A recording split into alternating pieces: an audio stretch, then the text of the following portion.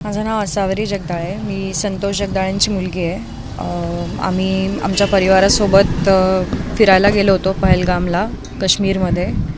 आणि तिकडे एक मिनी स्वित्झर्लंड नावाची जागा आहे जिकडे खूप सारे लोक फिरायला येतात. ते उंचावर आहे. साधारण 30-35 मिनटाचं चढवून जावं लागतं. त्यानंतर ते एक मोकळं पठार येतं जिकडे मागे डोंगर वगैरे आहे. खूप सुंदर अशी जागा आहे. तिकडे आम्ही फिरायला गेलो होतो आणि फोटोज वगैरे काढत असताना अचानक फायरिंगचा आवाज यायला लागला डोंगरातून. आणि कळत नव्हतं की काय चाललं आहे. तर आम्ही लोकांना विचारलं तर कळलं की ते म्हणाले की शेर आता आहे, तो ऐसी फायरिंग होती आहे.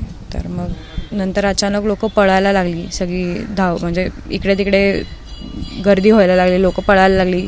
तेव्हा आम्हाला कळलं की वरून कुठून तरी फायरिंग होत आहे. सो तिकडे 2 टेंट्स होते. त्याच्या मागे लपण्यासाठी आम्ही त्या टेंट्सच्या मागे जाऊन बसलो.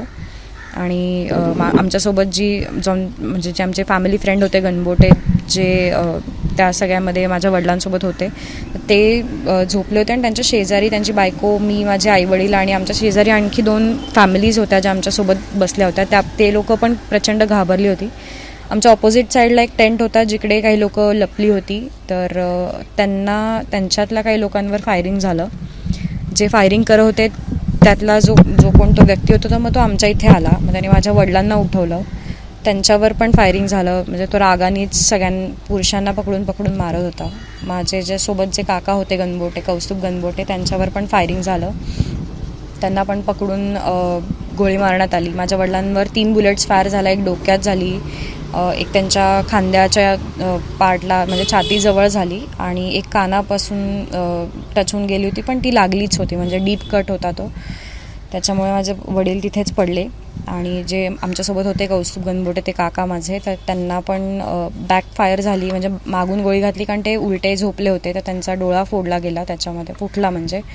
आणि त्यांना अजून बॅकला म्हणजे पाठीवर वगैरे पण त्यांच्यावर फायरिंग झाली.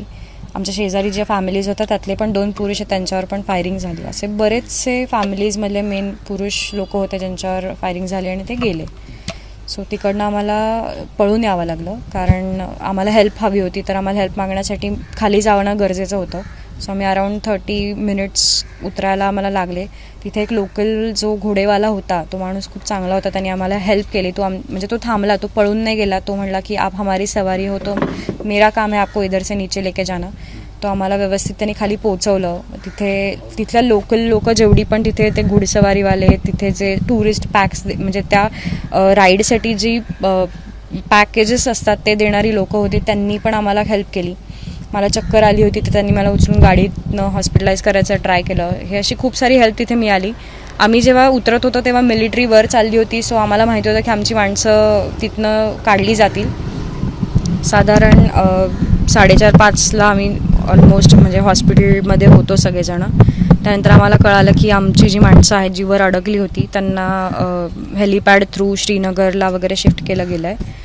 पण अपडेट्स काही मिळत नव्हते. आम्हाला सेफ जागी ठेवलं होतं पहलगाम क्लबमध्ये, जिकडे आमच्यासोबत जेवढे पण लोक ज्यांच्या फॅमिलीजमधल्या लोकांना मारलं होतं ती लोकं होती. आणि तिथनं मग आम्हाला रात्री 11:30 वाजता वगैरे कळालं, 12 वाजता, की काही डेड बॉडीज तिथे आहेत. म्हणजे काही लोकांचा मृत्यू झाला आहे. त्यांचं व्हेरिफिकेशनसाठी आम्हाला बोलवलं. त्याच्यामध्ये माझ्या वडिलांचं आणि त्या काकांचं व्हेरिफिकेशन मला करावं लागलं. म्हणजे कळालं त्याच्यामुळे की ते दोघं पण गेलेत. त्यानंतर आम्हाला तिकडनं विथ दोज बॉडीज श्रीनगरला पाठवलं पोस्टमॉर्टमसाठी. आणि पोस्टमॉर्टम झाल्यानंतर ते आम्हाला सगळी प्रोसेस कंप्लीट झाल्यानंतर पुण्याला आमच्या रिस्पेक्टिव्ह जागी पाठवणार होते. सो या प्रोसेसला भरपूर वेळ लागला. अराऊंड 24 तासांच्या वर आम्ही या सगळ्या प्रोसेसमध्ये होतो.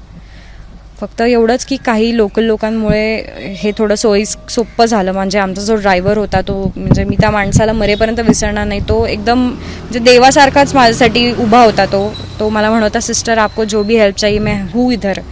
आर्मीमधले पण एक जण होते, त्यांनी पण आमचे ते शेवटपर्यंत आमच्यासोबत होते. लेफ्टनंट कर्नल होते काही, ज्यांच्या थ्रू आम्हाला ते आर्मी ऑफिसर्स ज्यांनी आम्हाला सेफ जागी ठेवलं. सो या काही लोकल लोकांमुळे आणि तिथल्या आर्मीमुळे वगैरे आमच्यासोबत जे काही घडलं ते फेस करणं आम्हाला थोडं इझी जात होतं. बट ही घटना अशी आहे की जी आम्ही सामान्य लोक ज्यांच्या आयुष्यातले, आता माझे वडील हे एकमेव आधार माझ्या फॅमिलीचा होते, एकमेव कमवणारे व्यक्ती ज्यांच्यावर आमचं पूर्ण घर चालू होतं, ते आता नाही आहेत. म्हणजे ही गोष्ट आम्हाला पचतच नाही आहे. मला अजूनही, मी माझ्या वडिलांचा अंत्यविधी आज सकाळी करून आले तर मला अजूनही विश्वास नाही बसत आहे की मी त्यांना अग्नी दिला आहे. मग तुम्ही विचार करू शकता, मी खूप लहान आहे वयाने आणि मी या एजमध्ये हे बघितलं आहे, तर माझ्यासाठी हे खूप अवघड आहे. आयुष्यभरासाठी हे विसरणं, हे दुःख मी हे कधीच नाही विसरू शकत की माझ्या डोळ्यासमोर माझ्या वडिलांना, माझ्या काकांना गोळ्या मारल्या गेल्या. खूप क्रूरतेने तो सगळा प्रकार घडला. अशी जी माणसं करतात ती माणसं नाहीच आहेत, ती राक्षस आहेत. ती माणसं असूच शकत नाही. कुठलाही माणूस इतका क्रूर नसतोच की तो इतक्या वाईट वृत्तीने एखाद्या व्यक्तीला मारेल. त्यामुळे माझी अशी विनंती आहे की ह्याच्यावर काहीतरी ॲक्शन घ्यावी सरकारने. आणि आता आमचं तर पूर्ण सगळं संपलं आहे, तर आम्हाला पण त्यांच्याकडून योग्य ती मदत मिळावी. सगळेजण तुमच्या या दुःखात सहभागी आहेत, पण तिथे जेव्हा ही घटना घडली तेव्हा हल्ला करणारे एकूण किती लोक होते, त्यांचा एकूण प्रकार कसा होता, शस्त्र कोणती दिसत होती, किती लोक होते आणि कशा पद्धतीने ते आले आणि सगळे? ते पहाडीतूनच आले, म्हणजे जिथे खूप उंच उंच झाडं होती तिकडूनच ते आले. ॲक्च्युली आम्हाला कळलं जेव्हा ते आमच्या जवळ आले, त्यामुळे ते एक्झॅक्टली कुठून आले नाही सांगू शकत, कारण आम्ही तो पूर्ण ओपन मैदान आहे, तर चारी बाजूला लोकांच्या डेड बॉडीज पडल्या होत्या. सो म्हणजे गेटवर जिकडनं एंट्री करतो तिकडे एक माणूस पडलेला होता, जिथे ते म्हणजे ते रोपवेसारखं एक ते स्पोर्ट असतं ते तिकडे ते लोक जे करत होते तिथे काही लोक पडलेली होती. तिकडे खायचे स्टॉल्स होते, तिथे काही लोकांना मारलं गेलं होतं. आता आम्ही जिथे थांबलो होतो ते स्टॉल्स होते लोकल लोकांचे, जिथे कपडे ते भाड्याने देतात शूटिंग करण्यासाठी. तिथे काही लोक आमच्या, तर जसे माझेच वडील होते तिथे, तर असं सांगू नाही शकत की ते एक्झॅक्टली कुठून आले. फक्त ते पळत जाताना पहाडी टुवर्ड्स गेले एवढं मी सांगू शकते. आता तिथेही वर अजून काही स्पॉट्स आहेत. आता आम्ही जो थांबलो होतो तो मिड पॉईंट होता, त्याच्यावर पण आणखी काही स्पॉट्स आहेत जिकडे आम्ही नाही गेलो. तिकडे काही लोक अडकली होती, ती वाचली लकीली त्यातली काही लोक, पण मध्ये जे रस्त्यात होते त्यांना पण धरून मारलं गेलं. सो सांगू नाही शकत की ते कुठून आले होते. किती होते साधारण, किती लोक होते? मी तरी 4-5 लोकांना पळत जाताना पाहिलं, पण ते एक्झॅक्टली किती नाही सांगू शकत. एका वेळेला सुरुवातीला काय म्हटलं त्यांनी तुमच्या समोर आल्यानंतर आणि किती साधारण वेळामध्ये हे सगळं घडलं? साधारण 15-20 मिनिटाचा हा खेळ चालू होता पूर्ण. म्हणजे आम्ही पळेपर्यंतचं मी सांगते, मी एक्झॅक्ट टायमिंग, आता ती सिच्युएशन अशी नाही ना मी कॅल्क्युलेट करेन टाईम की किती वेळ चाललं आहे, कारण त्यावेळेला एक मिनटं पण आपल्याला एक तासासारखा वाटतो. सो मी त्याच्यावर नाही काही सांगू शकणार, पण साधारण 15-20 मिनटं ते आले, पूर्ण फायरिंग झालं, आम्ही एकमेकांना सांभाळणं वगैरे सगळ्यामध्ये 15-20 मिनिटाचा टाईम गेला असेल.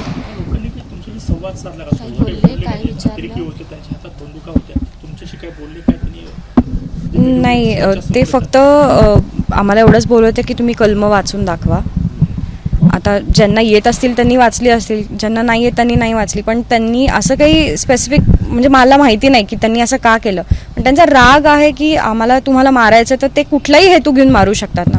सो आपण स्पेसिफिकली नाही सांगू शकत की याच रिझनमुळे मारलं किंवा कुठलं काय, आता त्यांच्या डोक्यात काय हे आपण नाही सांगू शकत. आता माझे वडील म्हणाले तुम्ही जे म्हणाल ते मी करतो, पण तरी त्यांना मारलंच ना. असे कितीतरी लोक असतील जे त्यांना म्हणले असतील की आम्ही काहीच केलं नाही, तुम्ही आम्हाला का मारताय. सामान्य लोकांना मारण्याचा हेतू काहीही असू शकतो, त्याच्यावर आपण काहीच कमेंट नाही करू शकत. नाही, सगळे फॅमिलीज आपल्या फॅमिलीसोबत होते. आता एक इन्सिडेंट तर आमच्या कळण्यात आला की एक मुलगा आणि आई काहीतरी स्पोर्ट्स का फोटोज त्यांचा चालू होता, त्यांचे जे वडील होते ते स्नॅक्स आणायला गेले होते, तर त्यांच्या इथे गोळी मारली गेली होती. ते जेव्हा आले तेव्हा त्यांना कळलं की आपल्या नवऱ्याला म्हणजे आपल्या वडिलांना मारलं गेलं आहे. सो तो मुलगा ओरडला की तुम उनको मारा है तो हमें भी मारो. तर मग ते तेव्हा बोलले की हम तुम्हें नहीं मारेंगे, हम औरतों को और बच्चों को नहीं मारेंगे असं. पण असं नाही आहे. त्या शूटिंग म्हणजे त्या फायरिंगमध्ये एक 17 वर्षाचा मुलगा होता, त्यालाही गोळी लागली होती, तोही गेला. एक्झॅक्टली नाही माहिती, कारण आम्ही आमच्याच गोष्टींमध्ये होतो. प्रत्येक जण तिथे आक्रोश करत होता. प्रत्येकाच्या फॅमिलीतला एक पर्सन म्हणजे एक कर्ता पुरुष गेलेला आहे. तुम्हाला ते कपल तर माहिती असेल, ते खूप सगळ्या न्यूजमध्ये दिसत आहे. ती मुलगी माझ्या शेजारी बसली होती, तिचं 16 एप्रिलला आय थिंक लग्न झालं आणि तिचा नवरा नेव्हीमधला ऑफिसर होता. तो सुट्टी घेऊन ते हनीमून करण्यासाठी फर्स्ट का सेकंड डे होता त्यांचा, आणि ही घटना त्यांच्यासोबत झाली. तिचं असं म्हणणं होतं की तिच्या नवऱ्याचे श्वास चालू होते, पण आय डोंट नो पुढे उपचार करताना मे बी त्यांची डेथ झालेली असू शकते. असं किती वेळ चालला आणि त्यानंतर मी सांगितलं सर ह्याच्यावर ते खूप उंच आहे सर, त्याच्यामुळे आम्ही जेव्हा उतरत होतो तेव्हा मिलिटरी आली, त्याच्यानंतर ते वर गेले असतील, त्यांनी रेस्क्यू. आता तिथे वर काय झालं काय आयडिया नाही, बिकॉज मी तुम्हाला म्हणलं की मला चक्कर आली होती. सो मधला जो 1 तासाभराचा पार्ट आहे जोपर्यंत मला हॉस्पिटलला नेत होते, सो तो मला नाही माहिती. तासभर साधारण त्यांनी इंटरव्ह्यू दिलाय अनेक माध्यमांना, त्यात त्यांनी वारंवार सांगितलं की साधारण तिथे येऊसपर्यंत एक 25 ते 30 मिनिटाचा कालावधी जातो, कारण ते खूप उंच आहे. अपार्टमेंटमध्ये सुद्धा आलेला आहे आणि अनेक कुटुंबियांनी तो सांगितलेला सुद्धा आहे. आणि ॲक्च्युली आम्हाला येणं सोपं व्हायचं कारण म्हणजे आमचा जो घोडेवाला आम्ही पकडला होता, म्हणजे तो जो माणूस होता त्याचं नाव मला ॲक्च्युली सॉरी माहिती नाही आहे आणि आठवतही नाही आहे. तो लोकल माणूस आहे तिथला आणि तो खूप चांगला होता. तो आमच्या तिघींसाठी, त्यांना कळलं की आमच्या दोन्ही पुरुषांना मारलंय तर आम्ही तिघीच उरलो आहे आमच्या परिवारातला, तो पळून नाही गेला. तो म्हटला की मॅडम हम आपको लेके जाएंगे क्योंकि आप हमारी सवारी हो.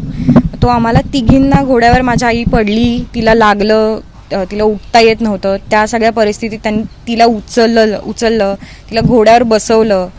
माझ्यासोबत ज्या काकू होत्या त्या पूर्ण रक्ताने एका साईडनी भरल्या होत्या, कारण त्यांच्या जे गणबोटे कौस्तुभ गणबोटे होते त्यांचं जे काही रक्त होतं, माझ्या वडिलांचं जे काही रक्त होतं ते पूर्ण आमचं पूर्ण अंग रक्ताने वगैरे चिखलानी पूर्ण भरलेलं होतं. त्या अवस्थेत त्यांनी आम्हाला बसवलं घोड्यावर आणि तो तिकडनं आम्हाला खाली आमच्या ड्रायव्हरपर्यंत घेऊन गेला की आप अभी देखो इधर तक मैं लेके आयो. आणि आम्ही त्यांना म्हणलो पण की आमच्याकडनं पैसे द्यायचे राहिलेत, कारण ते वडिलांनी आणि काकांनी डील केलं होतं, आम्हाला माहिती नव्हतं की आमच्याकडनं त्यांना पैसे दिले गेलेत की नाही. तर आम्ही त्यांना म्हणलं की तुमचे पैसे राहिले असतील तर आम्ही देतो जायच्या आधी. ते म्हणले नाही हम ही देते आपको, आप क्या पैसों की बात कर रहे हैं, हम है ना. हमें भी बहुत बुरा लगा है की आप लोगों के साथ ये हुआ है.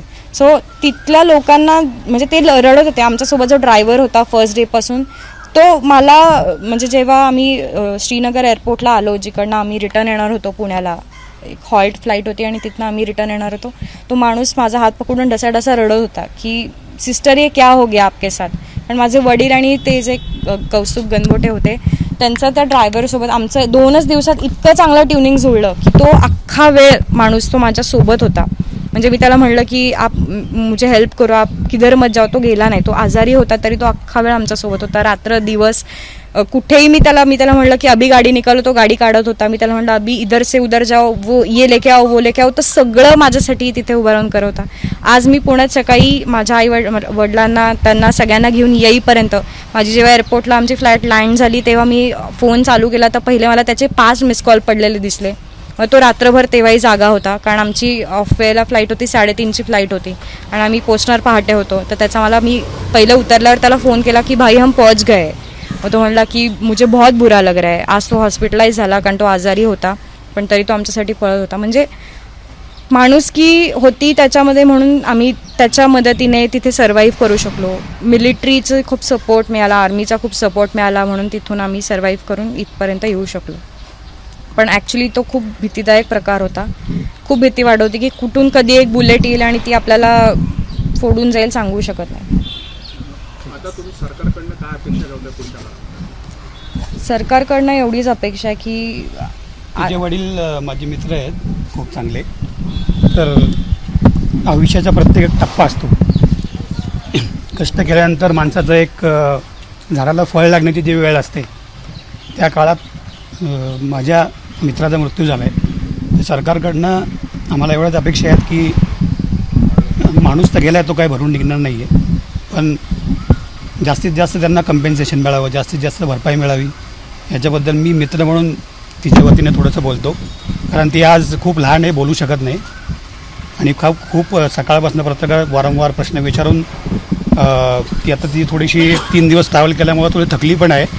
तर माझी सरकारला विनंती आहे की जास्तीत जास्त त्यांनी भरपाई जगदाळे कुटुंबियांना द्यावी.